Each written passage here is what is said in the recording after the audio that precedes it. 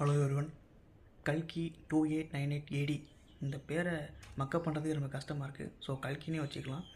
So நேற்று போய் படம் பார்த்தோம். படம் எப்படி இருக்குது அப்படின்ட்டு சொல்கிறேன். ஸோ நேராக ரிவ்யூக்குள்ளே வந்துடுறேன்.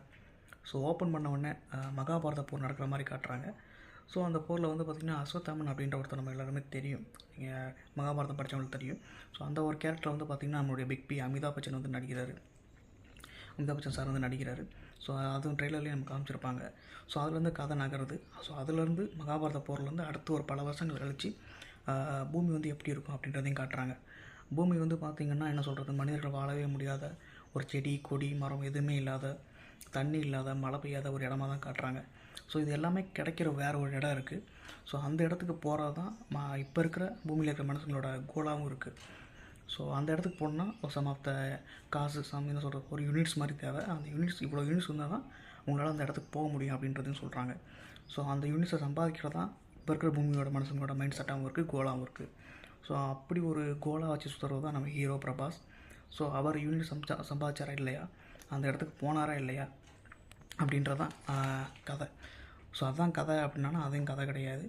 ஸோ ஃபுல் கதையும் சொன்னால் உங்களுக்கு ஸ்பாயிலர் ஆகிடும். ஸோ அதனால் நான் வந்து நீங்கள் தேட்டரில் போய் பார்த்துக்கோங்க, இல்லை ஓடிடியில் வந்தாலும் பார்த்துக்கோங்க. ஸோ படத்தோட மற்ற விஷயங்களை பற்றி நான் சொல்கிறேன். ஸோ படத்தில் வந்து கேமியோ, நின்னா கேமியோ, நடந்தா கேமியோ, உட்காந்தா கேமியோ, அந்த மாதிரி நிறைய கேமியோ தெலுங்கு சைட்லேருந்து நிறைய பேர் இறக்கியிருக்காங்க. ஒரு 10 செகண்டுக்கு ஒரு ஆக்டர், 10 சொல்கிறது ஒரு டேரக்டர் ஒருத்தர் வராரு, வெறும் 10 செகண்ட் தான் கேமியோ பண்ணியிருக்காரு. அது மட்டும் இல்லாமல் படத்தில் கீர்த்தி சுரேஷ் நடிச்சிருக்காங்க.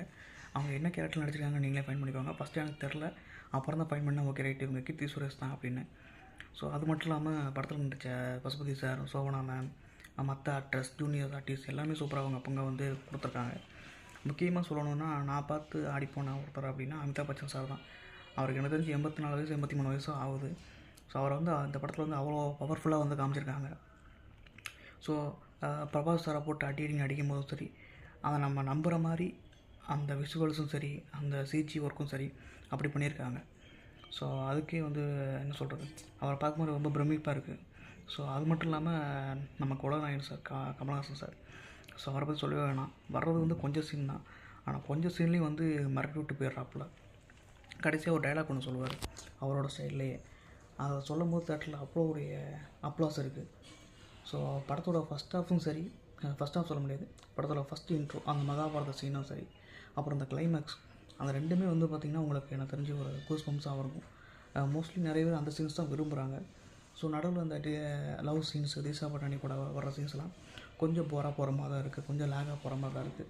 ஸோ அதை தவிர்த்து மற்ற சீன்ஸ் எல்லாமே ஓரளவு நல்லா இருக்குது. அப்புறம் தீபிகா அவங்களும் சூப்பராக பண்ணியிருக்காங்க. தீபிகா மேம் அவங்களும் சூப்பராகவே படத்தில் நடிச்சிருக்காங்க. ஸோ நிறைய பேர் கேட்ட ஒரு விஷயம் என்னென்னா, அந்த கிருஷ்ணர் ரோலை வந்து யார் ப்ளே பண்ணா அப்படின்றதான். ஸோ அது யார் ப்ளே பண்ணா அப்படின்னா, சூரரை போட்ட படம் பார்த்துருப்பீங்க. அதில் சூர்யா சாரோட ஃப்ரெண்டாக ஒருத்தர் நடிச்சிருப்பார், செகண்ட் ஹீரோ மாதிரி.